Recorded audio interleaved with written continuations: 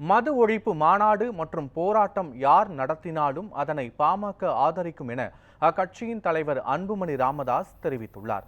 நாமக்கல்லில் அவர் செய்தியாளர்களுக்கு அளித்த பேட்டியை சூப்பர் பைட்ஸ் பகுதியில் காணலாம்.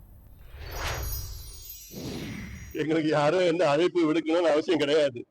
எங்க மருத்துவர் ஐயா அவர்கள் 45 ஆண்டு காலம் மது ஒழிக்கணும்னு போராடி இன்னைக்கு தமிழ்நாட்டில் திருமாவளவன் அவர்கள் கட்சி உட்பட அத்துணை கட்சிகளும் மது விலக்கு கொள்கை ரீதியிலே ஏற்றுக்கொண்டதற்கு காரணமே எங்களுடைய மருத்துவர் ஐயாவும் பாட்டாளி மக்கள் கட்சியும் தான். இது யாராலும் மறுக்க முடியாது. ஆனாலும் அதே நேரத்திலே இன்றைக்கு தமிழ்நாட்டில் மது என்பது மிக மோசமான ஒரு பிரச்சனை.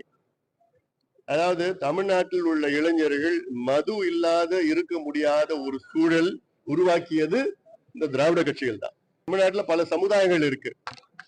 இன்னைக்கு 2 பெரிய சமுதாயங்கள், ஒன்று பட்டியலின சமுதாயம், அடுத்தது வன்னியர் சமுதாயம். இந்த 2 பெரிய உழைக்கின்ற சமுதாயங்கள் இன்றைக்கு பாத்தீங்கன்னா மதுவுக்கு அடிமையா இருக்கு. அதற்கு காரணமே அரசாங்கம் தான். அதற்கு காரணமே இந்த திராவிட கட்சிகள் தான் காரணம், முழு காரணம். ஏன்னா இவங்க எவ்வளவு பாதிப்பு ஏற்படுகிறது என்று அதில் அவங்களுக்கு அந்த கவலையே கிடையாது. அவங்க நோக்கம் என்னன்னா இந்த மதுவை கொடுத்து அவங்கள படிக்க வைக்காம, முன்னேறாம, உருப்படாம, முன்னேற்றம் அடையாம அப்படியே ஓட்டு வங்கியா வச்சுக்கணும், வாக்கு வங்கியா வச்சிருக்கணும்னா அதுதான் அவங்களுடைய எண்ணம்.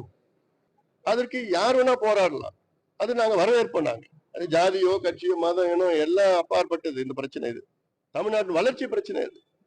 அதாவது தமிழக அரசு மது விற்கல, மது திணிக்கிறது. அதாவது மது ஒழிப்பு மாநாடோ மது ஒழிப்பு போராட்டமோ யார் நடத்தினாலும் நாங்க அதை ஆதரிப்போம்.